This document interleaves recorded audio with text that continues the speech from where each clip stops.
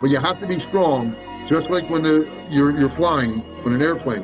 And if you lose cabin pressure and you're with your son, and Max, let's say Max is a baby at 3. I'm sure you flew with him when he was a baby. And they say if we lose oxygen pressure, a mask is going to come down. And they say, make sure if you're sitting with your child, you put it on yourself first.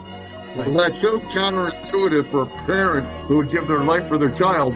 But why do they do that? Because you can't charge someone else's battery unless yours is charged first. You can't give what you don't have. So what does that look like when you reverse engineer that? You must be strong mentally, physically, and spiritually.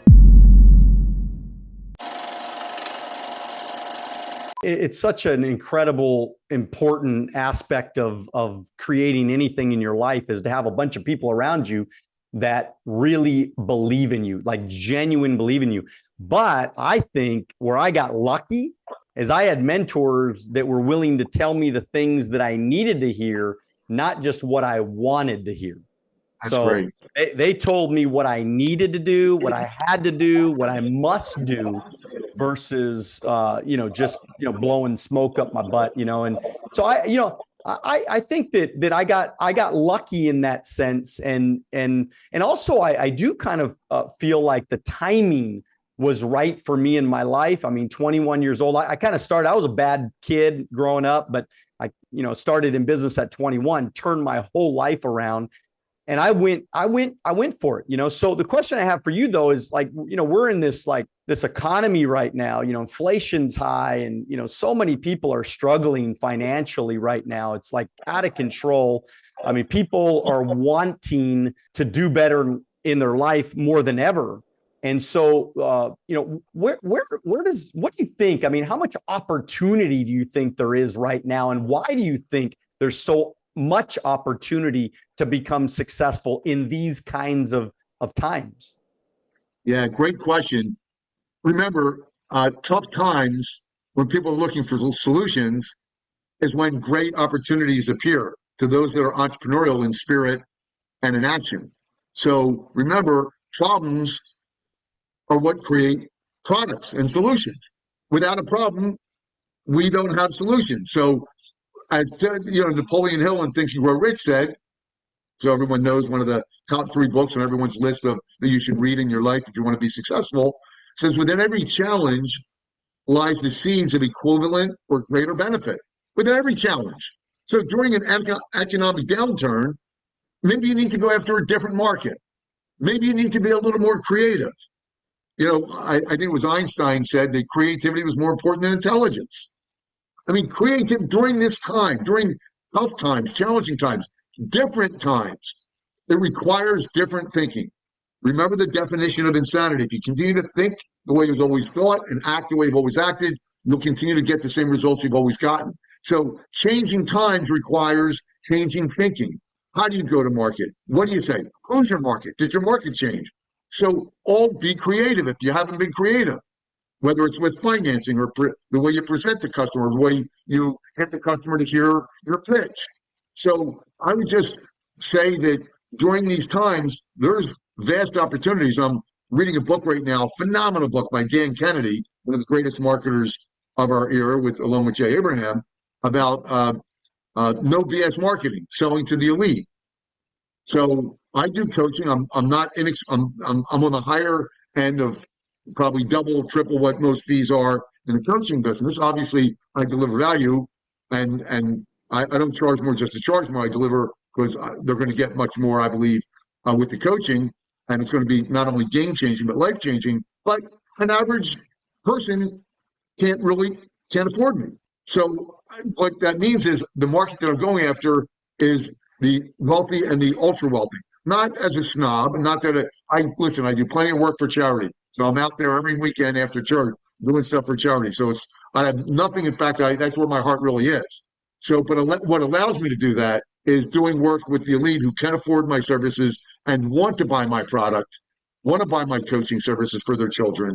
Okay, that's the market that is ideal for me, and that's been a shift versus just doing coaching for businesses that may be struggling right now that really can't afford X number of thousands of dollars a month. So I would say, shift your thinking, be creative, be imaginative, right, and change your approach.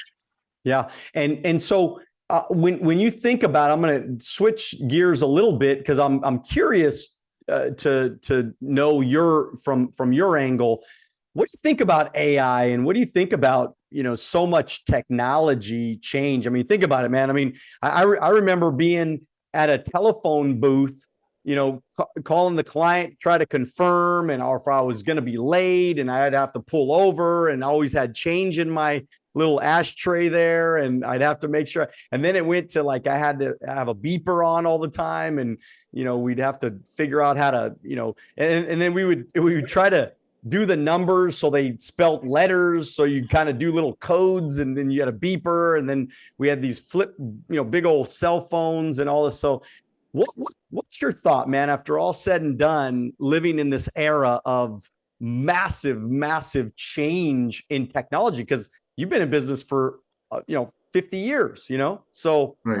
How do you feel about it? Yeah, I have a buddy in California who said this, and I love phrases that are easy to remember. Wouldn't it be funny if I forgot it now? Easy to remember, and that are alliterations or rhymes. Innovate, okay, or evaporate. Innovate or evaporate. One of my quotes is, the only constant is change. The only constant is change.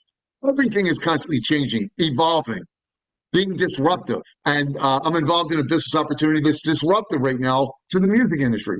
Totally disruptive, never been done before. First to market. You mentioned something earlier on that's a critical thing about when you started at 21, which is the age I started at, Daniel, and I've had over 100 podcast episodes. And like I said, spoken to from Shark Tank, with some great people as you have on your show. And we gain great wisdom from those conversations that we have with these people, as well as our audiences do as well.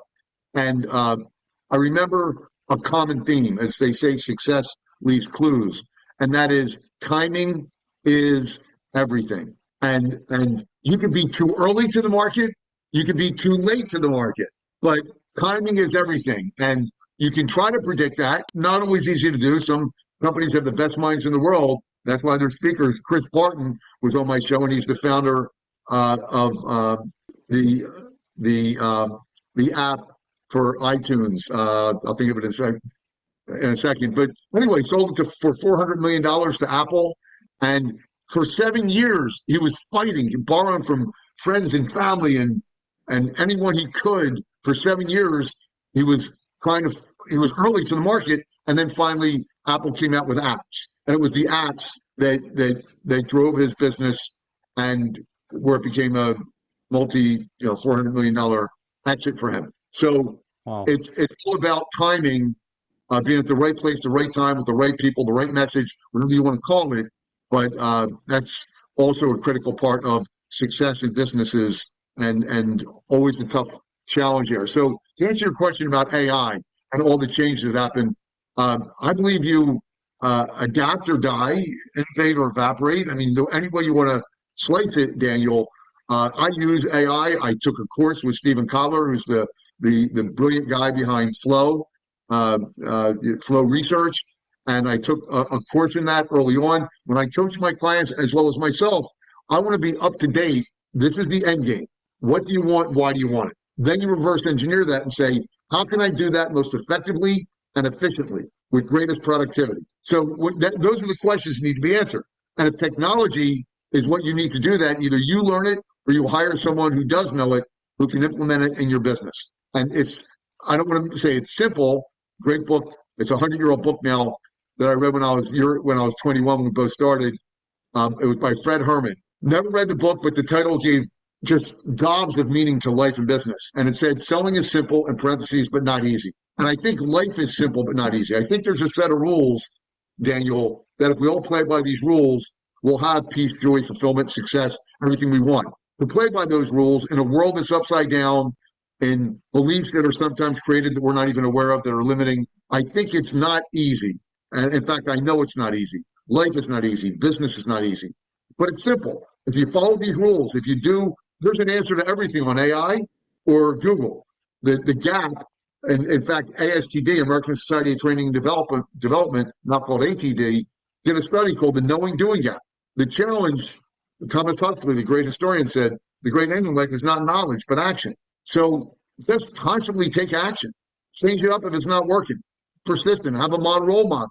Believe in yourself. And that's really what it is taking massive action, immersion, and then of course within all those things are your self-talk, habits, rituals, and routines, which we can get into that are I'm a huge proponent of. Being in great shape mentally, physically, spiritually. I do some things that would blow people's mind at 67 physically because of the books that I read. Can't Hurt Me by David Goggins and Atomic Habits by James Clear, that I break barriers that no one could break. And I'm not saying that to impress anyone, but to impress upon them the power of surrounding yourself with information that is empowering and makes you a better, stronger person. But you have to be strong, just like when you're flying on an airplane. And if you lose cabin pressure and you're with your son, and Max, let's say Max is a baby at 3. I'm sure you flew with him when he was a baby.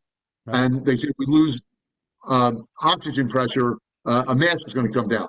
If you like this video and you want to watch another one, click right here. If you want to watch the entire podcast, click right here.